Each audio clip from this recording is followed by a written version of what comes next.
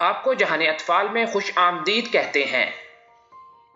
ایک دانا آدمی کی گاڑی گاؤں کے قریب خراب ہو گئی۔ اس نے سوچا کہ گاؤں میں کسی سے مدد لیتا ہوں۔ وہ جیسے ہی گاؤں میں داخل ہوا تو اس نے دیکھا کہ ایک بوڑھا شخص چارپائی پر بیٹھا ہے اور اس کے قریب مرغیاں دانا چگ رہی ہیں۔ ان مرغیوں میں ایک باز کا بچہ بھی ہے جو مرغیوں کی طرح دانا چگ رہا ہے۔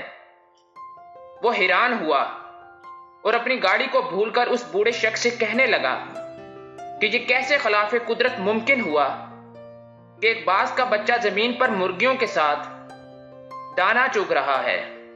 تو اس بوڑھے شخص نے کہا، دراصل یہ باز کا بچہ صرف ایک دن کا تھا جب یہ پہاڑ پر مجھے گرا ہوا ملا۔ میں اسے اٹھا لایا۔ یہ زخمی تھا۔ میں نے اس کو مرہم پٹی کر کے اس کو مرغی کے بچوں کے ساتھ رکھ دیا۔ جب اس نے پہلی بار آنکھیں کھولی تو اس نے خود کو مرغی کے چوزوں کے درمیان پایا۔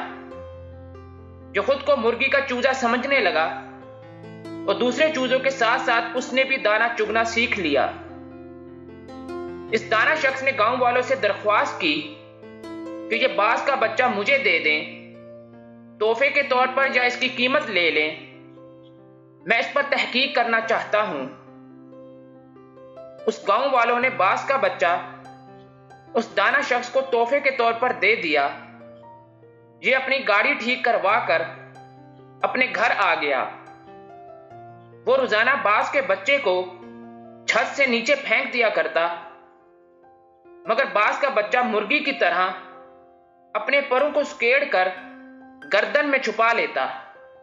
وہ روزانہ بلا ناگا باز کے بچے کو اپنے سامنے میز پر بٹھاتا اور اس سے کہتا کہ تو باز کا بچہ ہے، مرغی کا نہیں، اپنی پہچان کر۔ اسی طرح اس نے کئی دن تک ہر زبان میں اس باز کے بچے کو کہا کہ تو باز کا بچہ ہے، مرغی کا نہیں، اپنی پہچان کر، اپنے آپ کو پہچاننے کی کوشش کر۔ آخر کار وہ دانا شخص ایک دن باز کے بچے کو لے کر ایک بلند ترین پہاڑ پر چلا گیا اور اسے کہنے لگا کہ خود کو پہچاننے کی کوشش کر، تم باز کے بچے ہو۔ اور اس شخص نے یہ کہہ کر باز کے بچے کو پہاڑ کی بلندی سے نیچے پھینک دیا۔ باز کا بچہ ڈر گیا اور اس نے مرغی کی طرح اپنی گردن کو جھکا کر پروں کو سکیڑ لیا اور آنکھیں بند کر لیں۔ تھوڑی دیر بعد اس نے آنکھیں کھولی تو اس نے دیکھا کہ زمین تو ابھی بہت دور ہے۔ تو اس نے اپنے پر پھڑپڑائے اور اڑنے کی کوشش کرنے لگا۔ جیسے کوئی آپ کو دریا میں دھکا دے دے تو آپ کو تیرنا نہیں بھی آتا تو بھی آپ ہاتھ پاؤں ماریں گے۔ تھوڑی ہی دیر میں وہ اپنے آپ کو بیلنس کرنے لگا، کیونکہ باز میں اڑنے کی صلاحیت خدا نے رکھی ہوتی ہے۔ تھوڑی ہی دیر میں وہ اونچا اڑنے لگا۔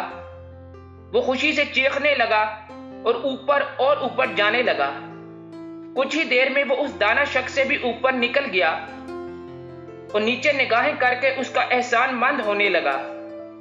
تو دانا شخص نے کہا، اے باز، میں نے تجھے تیری شناخت دی ہے، اپنے پاس سے کچھ نہیں دیا۔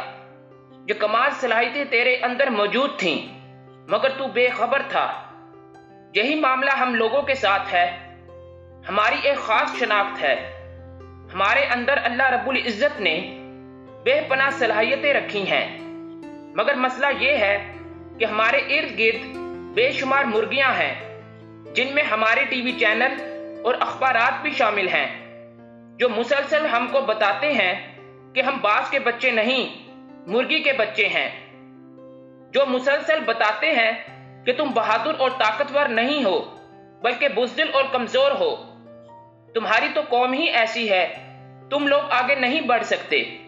کامیابی کی شرط یہ ہے کہ ہم خود کو پہچاننے کی کوشش کریں تاکہ ہم ایک بہترین امت اور بہترین قوم بن کر اس ملک کی تعمیر و ترقی میں اپنا کردار ادا کریں۔ مزید ایسی ویڈیوز دیکھنے کے لیے ہمارے چینل کو سبسکرائب کریں۔